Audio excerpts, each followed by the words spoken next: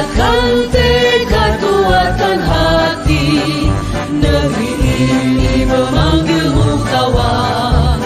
Belajar bergerak berbagi untuk negeri, guru penggerak majukan pendidikan. Guru penggerak menghamba pada murid, kreatif rancang pembelajaran. Hargai potensi, tingkatkan prestasi, lahirkan profil pelajar Pancasila. Belajar bergerak berbagi untuk negeri, kita menjalin kolaborasi. Belajar bergerak berbagi untuk negeri, demi bakti pada Ibu Pertiwi.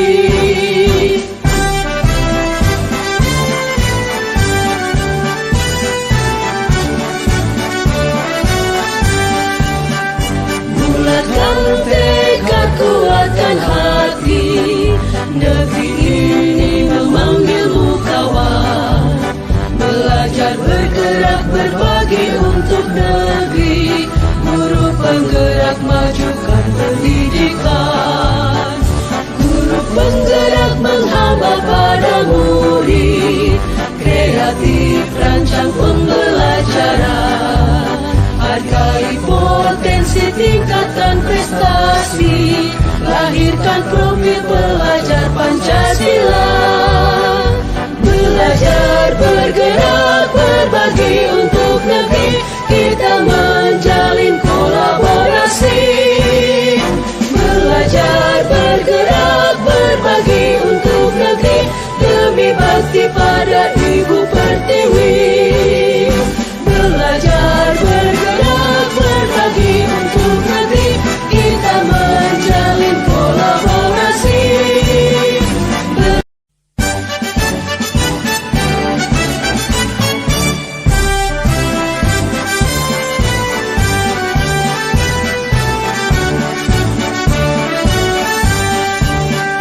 Bulatkan tekad kuatkan hati, negeri ini memanggilmu kawan. Belajar bergerak berbagi untuk negeri, guru penggerak majukan pendidikan. Guru penggerak menghamba pada murid, kreatif rancang pembelajaran. Hargai potensi, tingkatkan prestasi, lahirkan profil pelajar Pancasila. Belajar bergerak berbagi untuk negeri, kita menjalin kolaborasi. Belajar bergerak berbagi untuk negeri, demi bakti pada Ibu Pertiwi.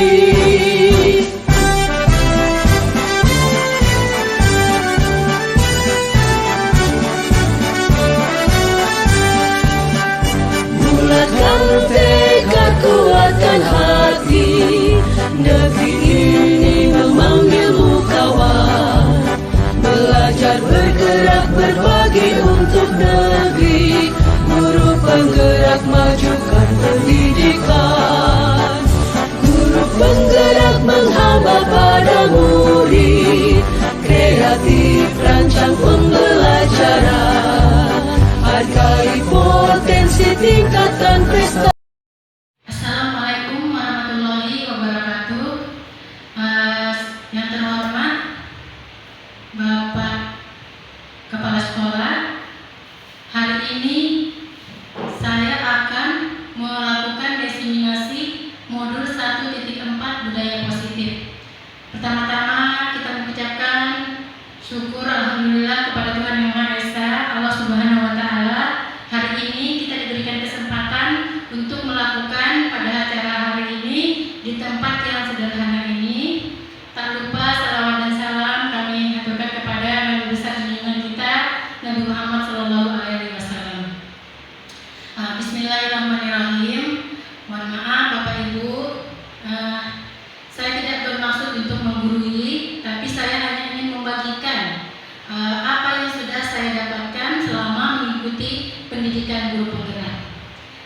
salah satu hasil dari pendidikan kami akan menyampaikan budaya positif kepada teman-teman semua.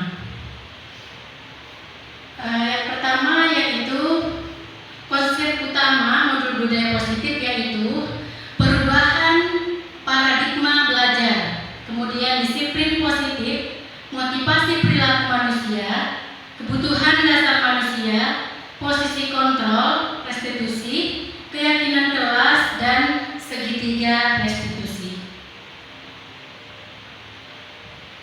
Yang pertama yaitu perubahan paradigma. Perubahan paradigma yang terjadi ketika cara berpikir biasa tentang atau melakukan sesuatu diganti dengan cara yang baru dan berbeda. Budaya positif di sekolah yaitu nilai-nilai kebiasaan-kebiasaan di sekolah yang berpihak pada peserta didik agar mereka dapat berkembang menjadi pribadi yang kritis, penuh hormat, dan bertanggung jawab. Pembelajaran dengan paradigma baru yaitu pembelajaran yang dirancang berdasarkan prinsip pembelajaran yang terdiferensiasi sehingga setiap siswa belajar sesuai dengan kebutuhan dari tahap perkembangannya untuk mewujudkan profil Pancasila. Perubahan paradigma untuk membangun budaya yang positif, sekolah perlu menyediakan lingkungan yang positif, yang aman dan nyaman agar murid-murid mampu berpikir, bertindak, dan mencipta dengan merdeka, mandiri, dan bertanggung jawab. Lazimnya disiplin dikaitkan dengan kontrol, dalam hal ini kontrol guru dalam menghadapi murid. Kita masuk ke teori kontrol. Menurut Dr. William Glasser, ilusi guru mengontrol murid tidak dapat memaksa murid untuk berbuat sesuatu jikalau murid tersebut memilih untuk tidak melakukannya. Jika dapat mengontrol karena murid sedang mengizinkan dirinya dikontrol, kontrol guru menjadi kebutuhan dasar yang dipilih murid tersebut. Kemudian ilustrasi bahwa semua penguatan positif efektif dan bermanfaat, segala usaha untuk mempengaruhi murid agar mengulangi suatu perilaku tertentu adalah suatu usaha untuk mengontrol murid. Kemudian ilusi bahwa kritik dan membuat yang merasa bersalah dapat menguatkan karakter. Ini bisa dilihat kita menggunakan kritik dan rasa bersalah untuk mengontrol murid menuju pada identitas gagal. Kemudian ilustrasi bahwa orang dewasa memilih hak untuk memaksa.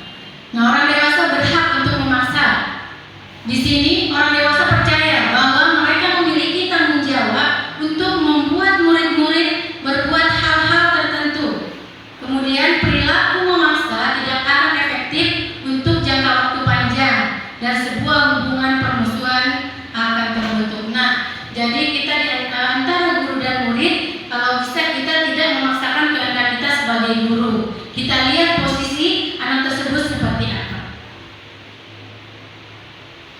Perubahan paradigma stimulus respon, teori kontrol. Siapa sesungguhnya yang memiliki kontrol?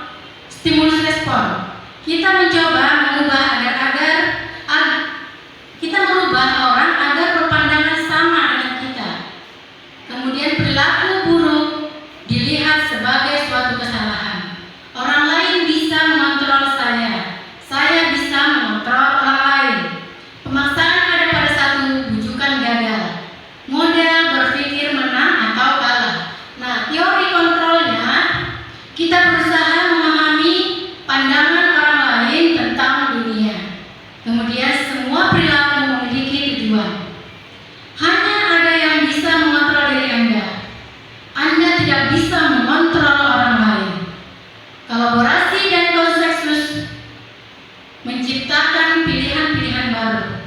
Model berpikir menang-menang. Itulah perubahan paradigma stimulus respon dan teori kontrol. Kita masuk ke disiplin positif. Tujuan dari disiplin positif adalah menanamkan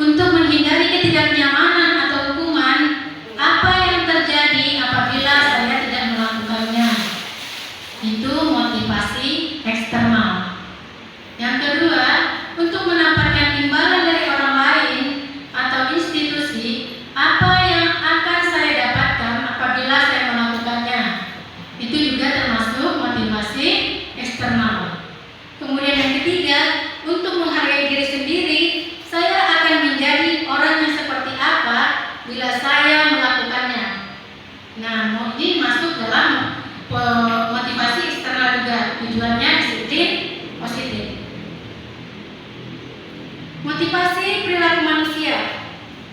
Motivasi merupakan dorongan yang timbul pada diri seorang secara sadar atau tidak sadar untuk melakukan suatu tindakan dengan tujuan tertentu.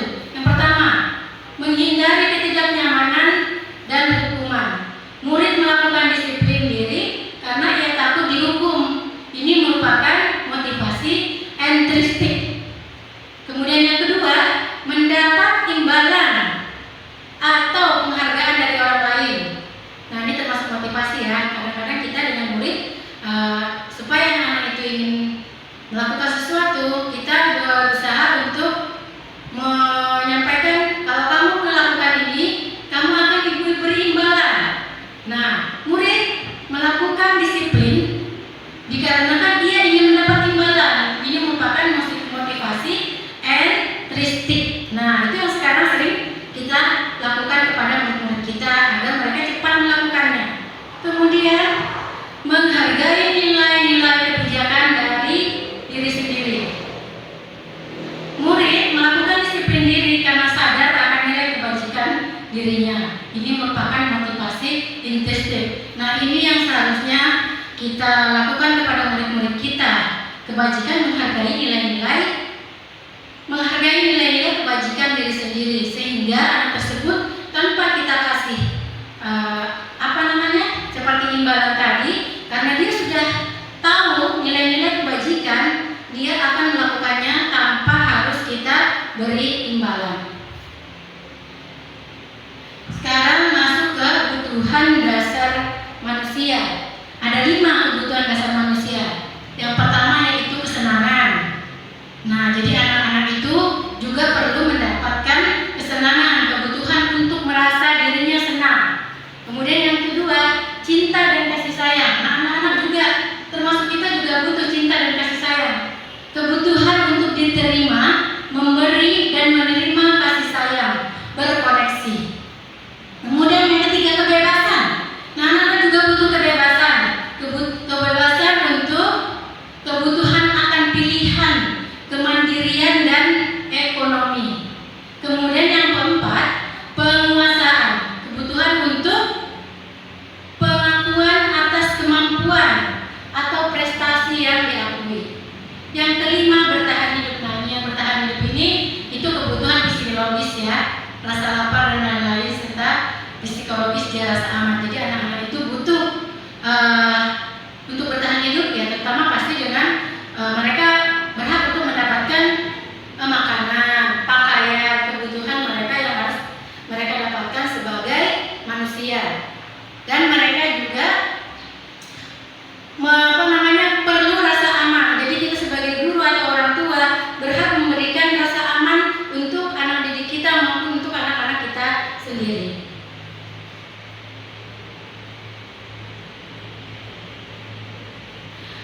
Selanjutnya, ini 5 kebutuhan dasar manusia ini menurut Dr. William Glasser dalam Church Theory. Kebutuhan bertahan hidup. Nah, kebutuhan bertahan hidup ini bersifat psikologis. Untuk bertahan hidup misalnya kesehatan, rumah, dan makanan. Kemudian yang kedua, kasih sayang dan rasa terima kasih. Kebutuhan untuk diterima. Kebutuhan untuk disayangi, diterima meliputi kebutuhan akan hubungan dan koneksi sosial. Kebutuhan untuk memberi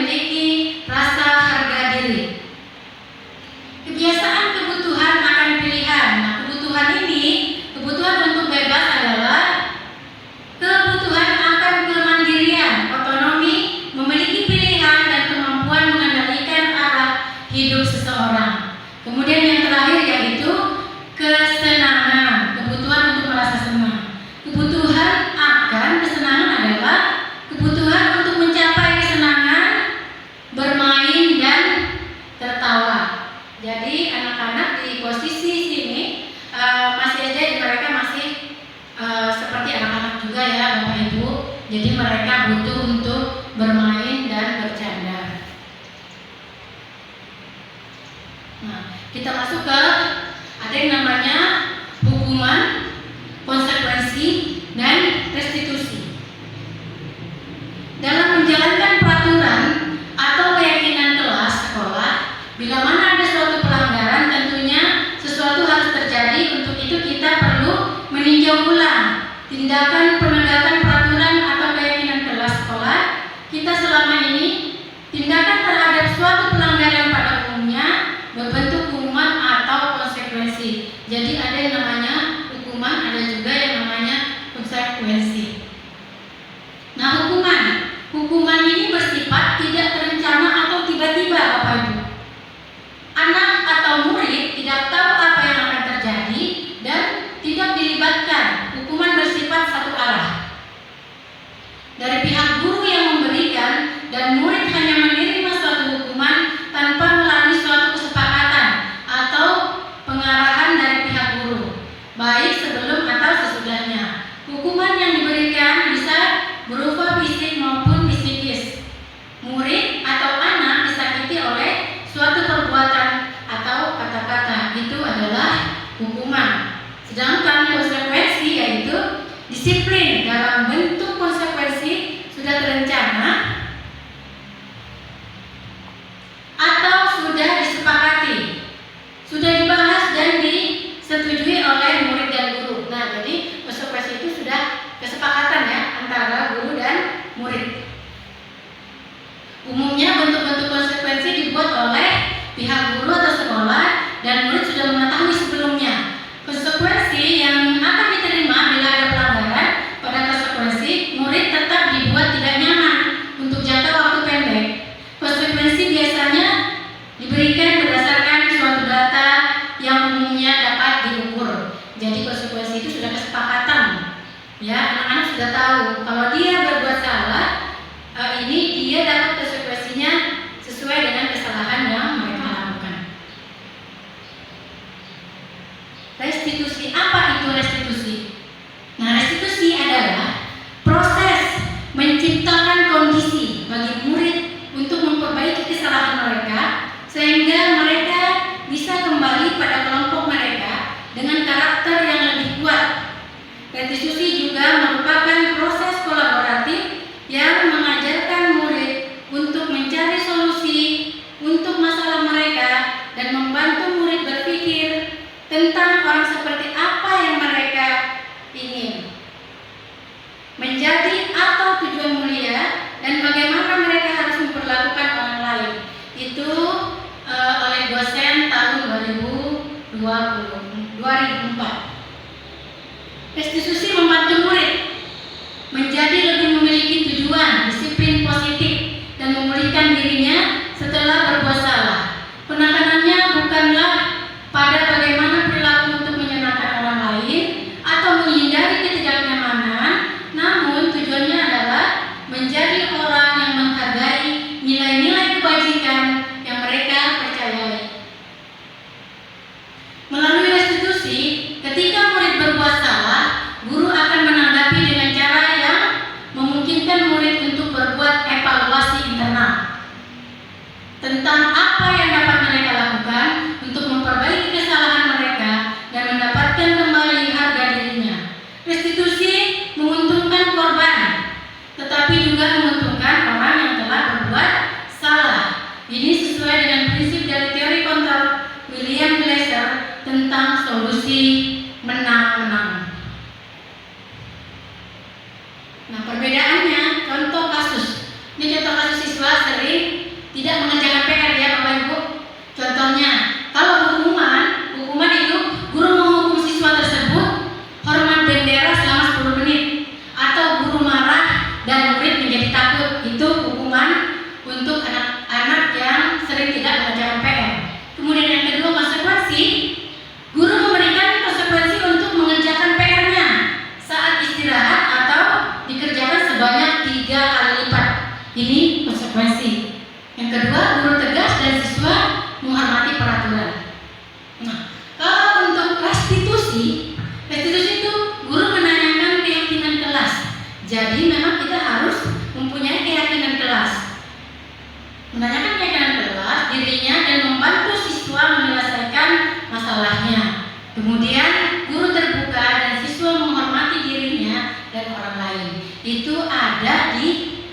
di keyakinan kelas, sehingga pada saat murid kita melakukan kesalahan, selain kasus tidak mengerjakan PR ini sudah ada di keyakinan kelas yang kita buat. Jadi mereka langsung sadar dan tahu, oh di keyakinan yang di kelas ini saya berbuat kesalahan. Jadi mereka langsung menyampaikan, oh Bu, saya melanggar keyakinan kelas yang ini, seperti itu. Posisi kontrol restitusi.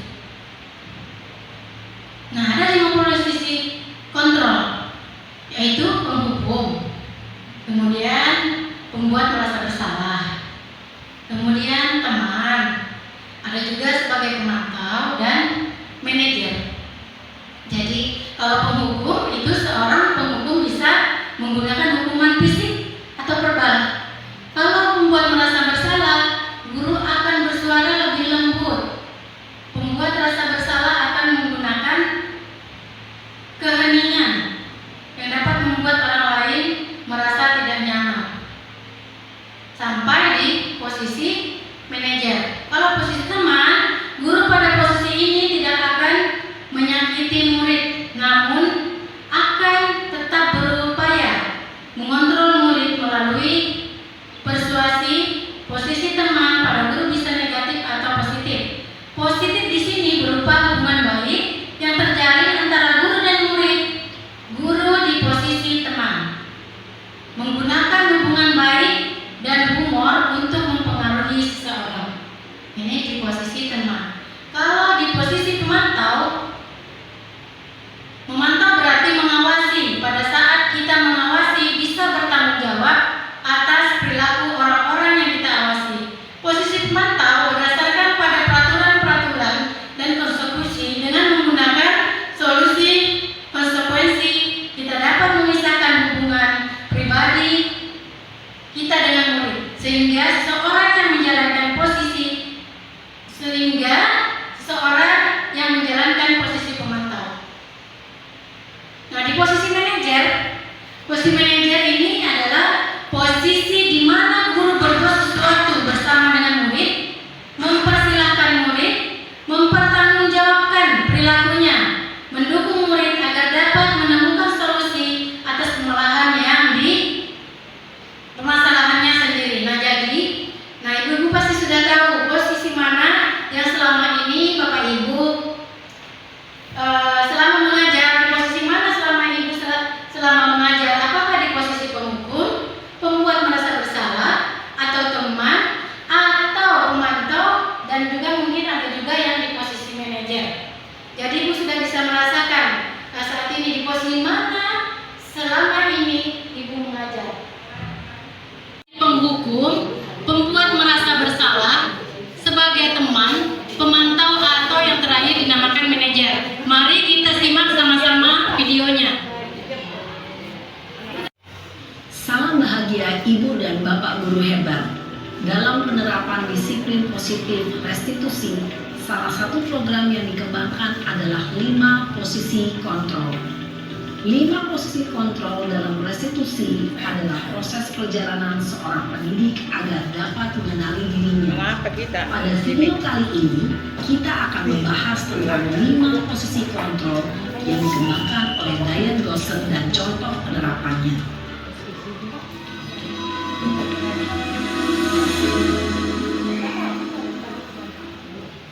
Lima posisi kontrol itu adalah: 1. Posisi penghukum, 2.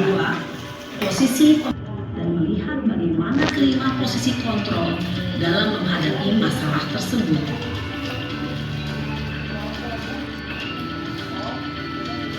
Kita masuk ke posisi penghukum.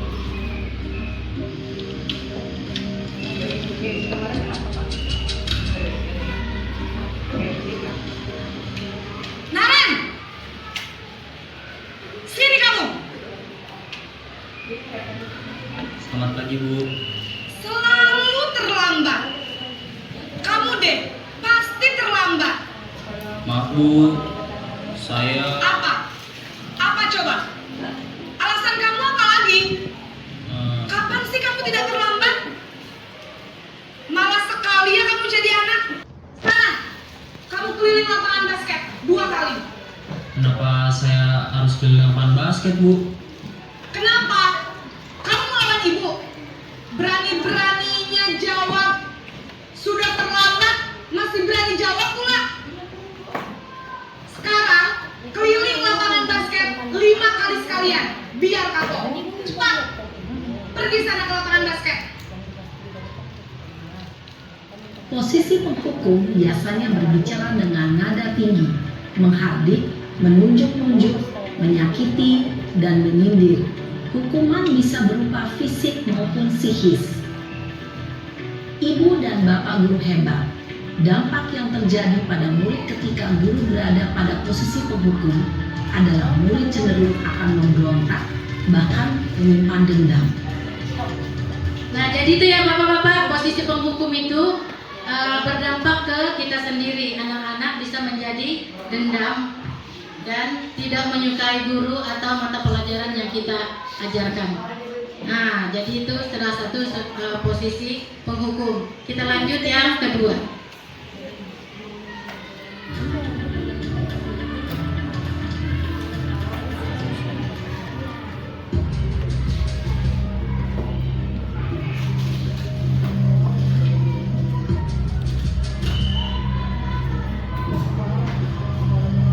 Naren!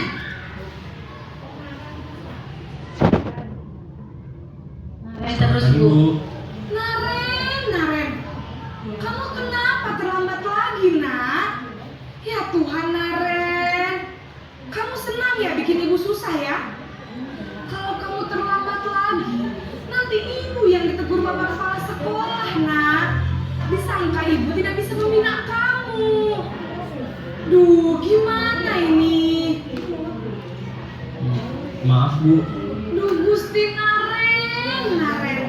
Kamu suka ya kalau ibu ditegur bapak kepala sekolah? Terus, sekarang ibu harus tulis apa ini di buku absen? Ini kamu sudah sering terlambat loh. Ibu harus apa coba? Maaf, Bu.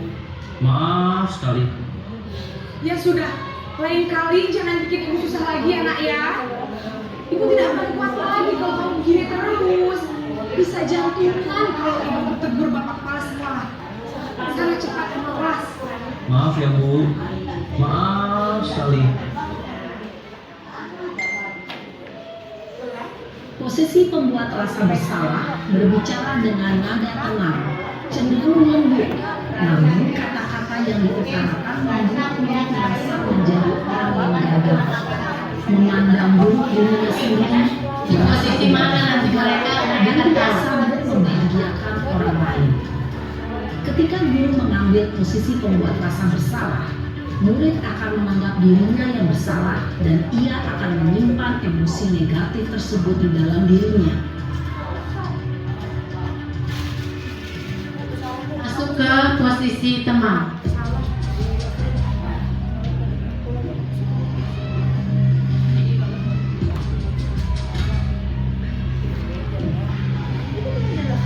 Naren!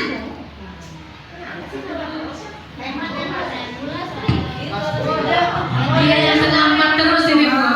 Sudah jadi apa ini nak? Terlambat lagi ya sayang. Iya, Bu. Tadi saya cuma mengomongkan saya, Bu. Posisi teman ya, posisi teman. Kamu bukannya anak larinya paling kencang. Kok terlambat sih? Iya, Bu. Saya memang terlambat bangun tadi. Jadi, biarpun saya lari kencang, tetap gak kejar, Bu. Ya sudah saya terlambat tinggal kenceng lagi ya. Biar gak terlambat lagi. Bikin seneng ibu demi ibu. Bisa kan? Bisa lah, Bu. Ya sudah sana masuk kelas. Ibu beresin urusan absen kamu. Kamu ini ada-ada saja. Dalam posisi teman, guru berbicara dengan nada suara ramah, akrab, cenderung bersenda gurau untuk menjaga suasana tetap santai. Murid akan merasa senang, aman, dan akrab dengan guru. Identitas yang tercipta adalah identitas sukses atau berhasil. Namun, perlu diingat, karena ini masih dorongan eksternal. maka ada faktor ketergantungan dari murid kepada orang tertentu.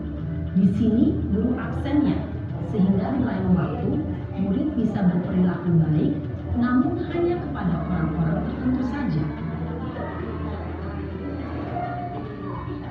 Posisi pemantau.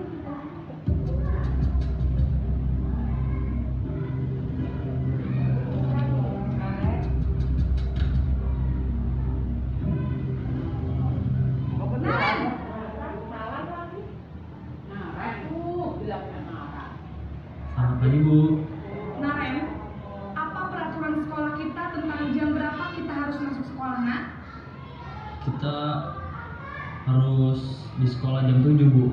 Iya betul, sekarang sudah jam 7.20. Naren sudah tahu konsekuensinya jika terlambat hadir. Paham Bu, saya harus tinggal kelas pas jam istirahat selama 20 menit. Iya benar, konsekuensinya demikian. Jadi nanti jam 9.30 pas istirahat, kamu harus tinggal di kelas, kerjakan tugas tambahan untuk ketertinggalan kamu, ya? Baik Bu. Posisi pemantau mengandalkan penghitungan atau data untuk mengontrol murid.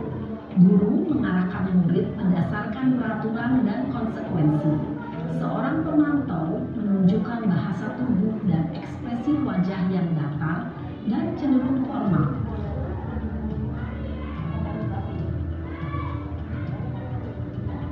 Posisi manajer.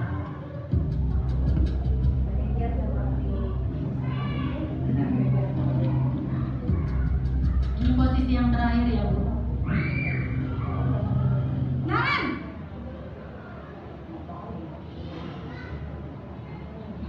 Selamat pagi Bu. Selamat pagi, Naren. Maaf Bu, saya terlambat. Iya, sekolah masuknya jam 7, sekarang sudah jam 7.20. Jadi sekarang bagaimana ini, Naren? Maaf Bu, saya lupa setel alarm saya semalam. Baiklah, menurut kamu, keyakinan sekolah yang mana yang perlu kamu tingkatkan? Menghargai diri sendiri dan orang lain mungkin ya Bu. Setuju. Jadi, apakah Naren meyakini prinsip saling menghormati tersebut? Iya Bu, saya meyakininya. Apakah Naren bersedia memperbaiki masalah keterlambatan ini? Bersedia Bu. Bagaimana kamu akan perbaiki masalah keterlambatan ini? Saya akan coba untuk tidak lupa menyetel alarm saya Bu. Baik, kalau Naren lupa menyetel alarm di rumah, ada orang yang kira-kira bisa bantu mengingatkan tidak? Ada Bu, kakak saya, Kak Emma. Ada lagi selain Kak Emma? Selain Kak Emma, ada ibu saya. Baik, jadi yang mengingatkan Naren adalah Kak Emma dan ibu kamu ya? Kira-kira akan mulai setel alarm kapan nih Naren? Setelah pulang sekolah, akan segera saya lakukan. Baik, jadi Naren akan setel alarm untuk bangun besok pagi dan akan diingatkan oleh kakak dan ibunda Naren ya. Ada lagi yang mungkin perlu dilakukan Naren agar tidak terlambat bangun lagi. Tidak ada Bu. Baik Naren, terima kasih untuk kerjasama kamu. Sekarang kamu perlu kembali ke kelas untuk belajar. Baik Bu, terima kasih. Posisi manajer adalah posisi kontrol yang disarankan untuk membimbing murid memiliki sikap disiplin yang positif, yaitu murid yang mandiri, bertanggung jawab, dan dapat memecahkan masalah. Tujuan dari posisi ini adalah agar murid dapat berefleksi atas tindakannya. Guru akan dengan tulus memberikan pertanyaan-pertanyaan bermakna, sehingga membuat murid dapat belajar dari kesalahannya dan mencari sebuah solusi untuk menyelesaikannya. Ibu dan Bapak guru hebat, setelah mengamati adegan kelima posisi kontrol.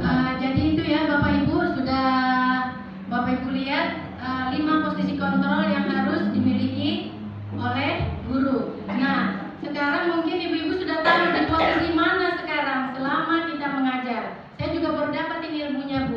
Ternyata di posisi manajer lah yang kita harus memposisikan ke murid-murid kita. Mungkin selama ini kita banyak di posisi pemantau atau posisi teman, ya kan? Ada juga mungkin masih ada posisi penghukum. pasti masih ada. Nah, setelah kita melihat ini, mudah-mudahan apa yang kita sudah lihat, kita bisa mempelajari posisi mana yang kita ambil, tapi yang lebih baik itu di posisi manajer. Mungkin itu yang bisa saya sampaikan untuk di posisi 5 kontrol.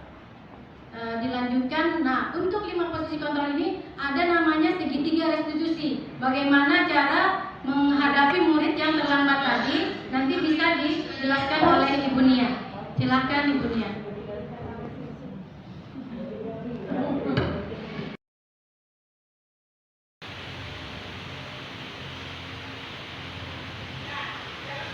Nah, ini keyakinan kelas.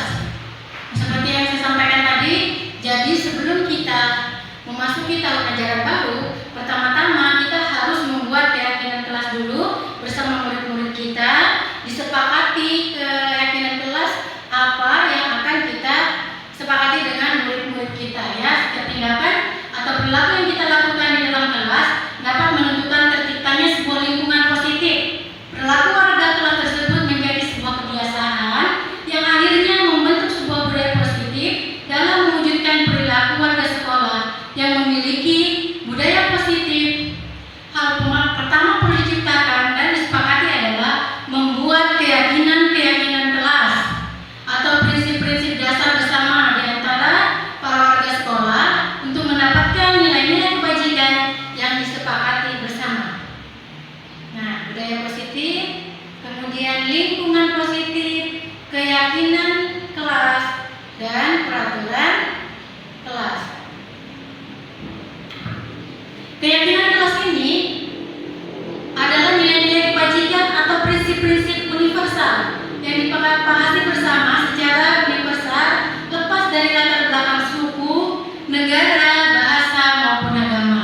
Menurut dosen 1998, suatu keyakinan akan lebih memotivasi seorang dari dalam atau intrinsik.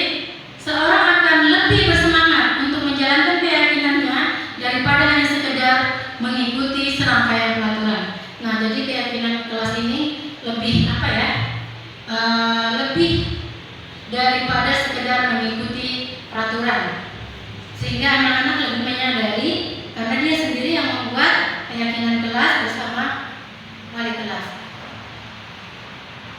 Nah, untuk pembentukan keyakinan kelas itu bersifat abstrak daripada peraturan yang lebih rinci dan konkret. Keyakinan kelas berupa pertanyaan-pertanyaan yang universal. Pertanyaan keyakinan kelas senantiasa dibuat dalam bentuk positif. Keyakinan kelas juga hendaknya tidak terlalu banyak sehingga mudah diingat oleh anak dan mudah dipahami oleh murid kita. Semua warga kelas sebaiknya ikut berkontribusi dalam membuat kegiatan kelas lewat curhat atau pendapat. Bersedia meninjau kembali keyakinan kelas dari waktu ke waktu. Nah, jadi keyakinan kelas ini bisa ditambah kalau ada sesuatu yang terjadi, mungkin bisa keyakinan kelasnya ditambahkan, itu bisa kita ulang kembali dan diperbaiki.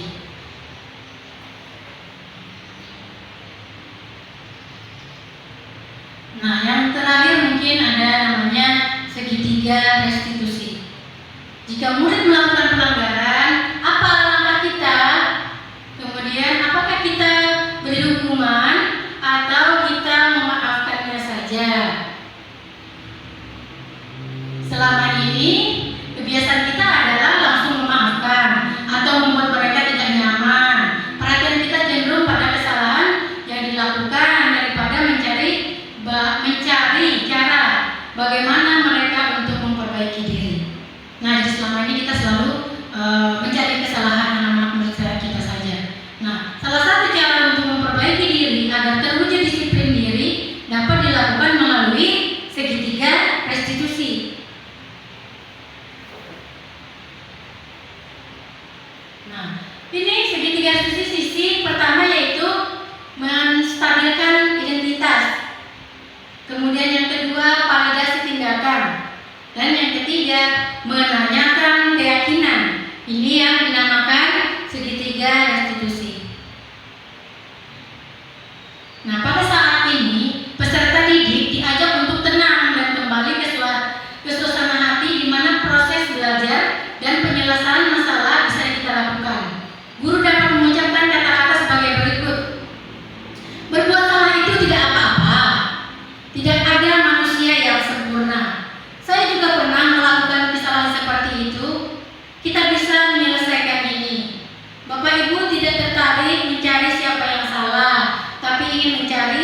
solusi dari permasalahan ini. Kamu berhak merasa begitu. Apakah kamu sedang menjadi teman yang baik buat dirimu sendiri? Ini bisa kita tanyakan kepada anak-anak agar mereka bisa merasa lebih tenang. Kemudian, perbuatan yang salah peserta didik seringkali dilakukan untuk memenuhi beberapa kebutuhan pada manusia. Disinilah guru harus mampu memahami maksud perbuatan peserta didik tersebut. Guru dapat mengucapkan, padahal kamu bisa melakukan yang lebih buruk dari ini ya. Kamu pasti punya alasan mengapa kamu melakukan hal ini. Kamu patut bangga pada dirimu sendiri karena kamu telah memenuhi sesuatu yang lebih baik. Kamu boleh memperhatikan itu. Bulatkan tekad kuatkan hati, negeri ini memanggilmu kawan. Belajar bergerak berbagi untuk negeri, guru penggerak majukan pendidikan. Guru penggerak menghamba pada murid, kreatif rancang pembelajaran. Hargai potensi, tingkatkan prestasi, lahirkan profil pelajar Pancasila. Belajar bergerak berbagi untuk negeri,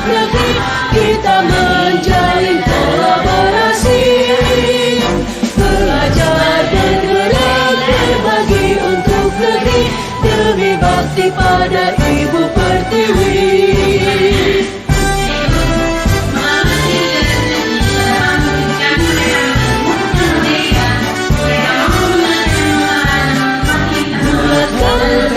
hati, negeri ini memanggilmu kawan.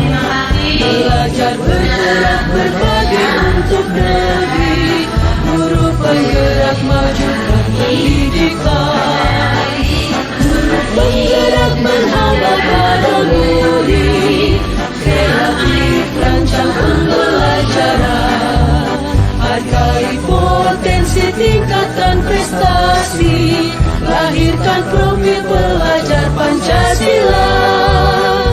Belajar bergerak berbagi untuk negeri, kita menjalin kolaborasi.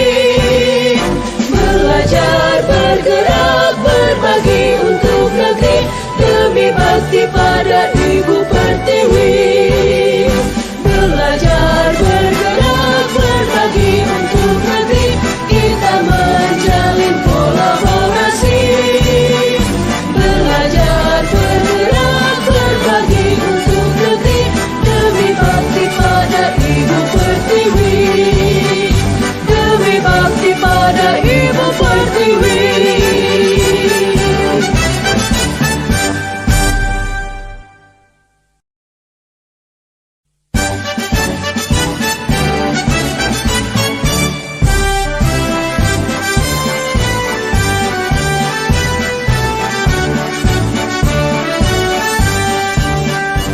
Bulatkan tekad kuatkan hati, negeri ini memanggilmu kawan.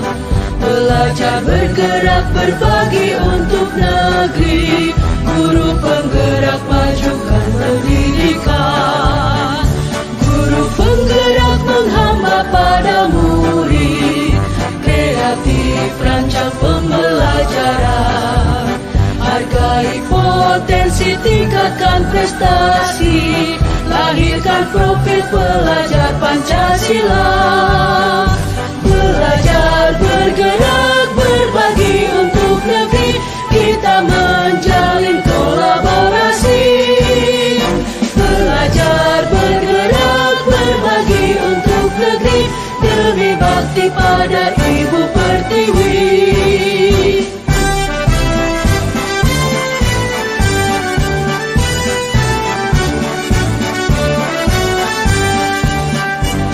Bulatkan tekad kuatkan hati, negeri ini memanggilmu kawan. Belajar bergerak berbagi untuk negeri, guru penggerak majukan pendidikan. Guru penggerak menghamba pada murid, kreatif rancang pembelajaran. Hargai potensi, tingkatkan prestasi, lahirkan profil pelajar Pancasila. Belajar, bergerak, berbagi untuk negeri, kita menjalin kolaborasi. Belajar, bergerak, berbagi untuk negeri, demi bakti pada Ibu Pertiwi. Belajar, bergerak, berbagi untuk negeri, kita menjalin kolaborasi. Belajar, bergerak, berbagi untuk negeri, demi bakti pada Ibu Pertiwi. Demi bakti pada Ibu Pertiwi.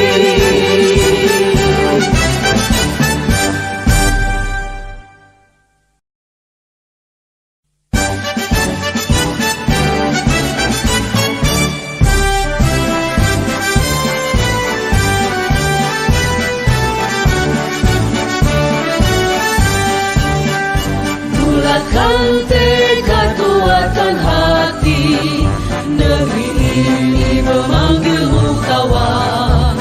Belajar, bergerak, berbagi untuk negeri, guru penggerak majukan pendidikan. Guru penggerak menghamba pada murid, kreatif rancang pembelajaran. Assalamualaikum warahmatullahi wabarakatuh.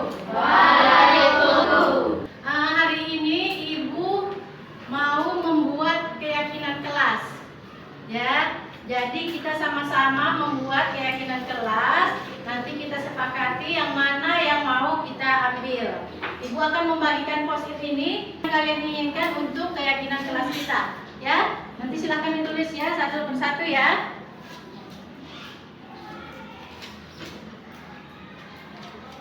Yang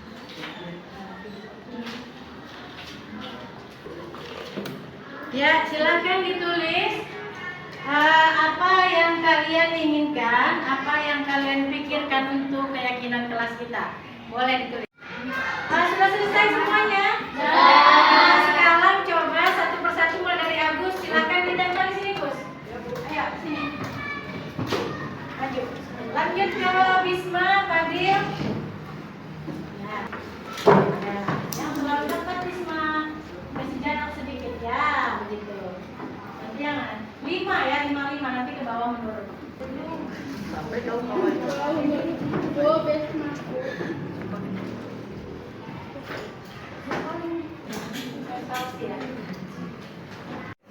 Jadi semua sudah mengisi kesepakatan kelas ya, sudah menuliskan semuanya. Jadi yang kita ambil dari semua yang kalian kumpulkan itu ada 6. Coba Yusuf bisa maju bacakan yang pertama. Silakan ke depan.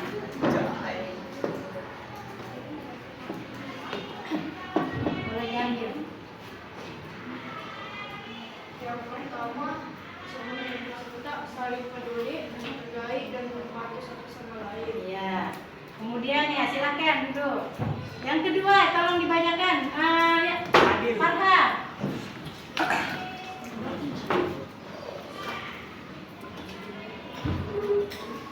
Kedua, bekerja sama menjaga kebersihan kelas. Ya, kedua bekerja sama menjaga kebersihan kelas. Silakan duduk. Yang ketiga, siapa? Mela. Hani. Hani ya. Yang ketiga. Lihat. Berdoa sebelum dan sesudah belajar. Ya, berdoa sebelum dan sesudah belajar. Keempat, siapa yang berani? Ayo, siapa yang mau maju ke depan? Silakan. Bisma. Silakan Bisma. Ayo, bacakan.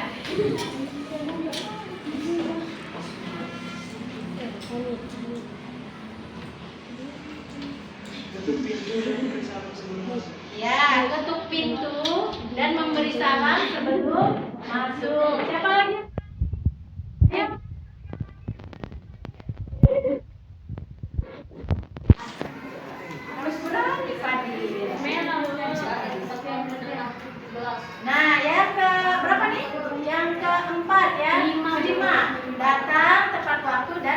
uji kelas. Kemudian yang terakhir ya, silakan aja,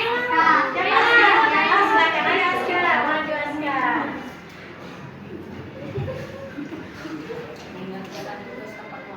Mengerjakan tugas tepat waktu. Nah, inilah kesepakatan kelas yang sudah kita sepakati bersama ya.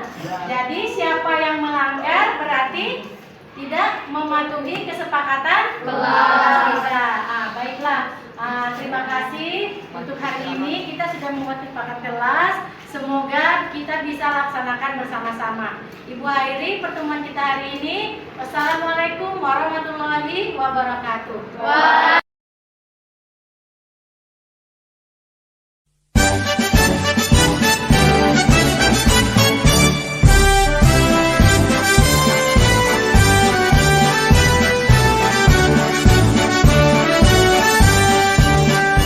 Bulatkan tekad, kuatkan hati. Negeri ini memanggilmu kawan. Belajar bergerak berbagi untuk negeri. Guru penggerak majukan pendidikan. Guru penggerak menghamba pada murid. Kreatif rancang pembelajaran. Hargai potensi, tingkatkan prestasi. Lahirkan profil pelajar Pancasila. Belajar, bergerak, berbagi untuk negeri. Kita menjalin kolaborasi. Belajar, bergerak, berbagi untuk negeri. Demi bakti pada Ibu Pertiwi.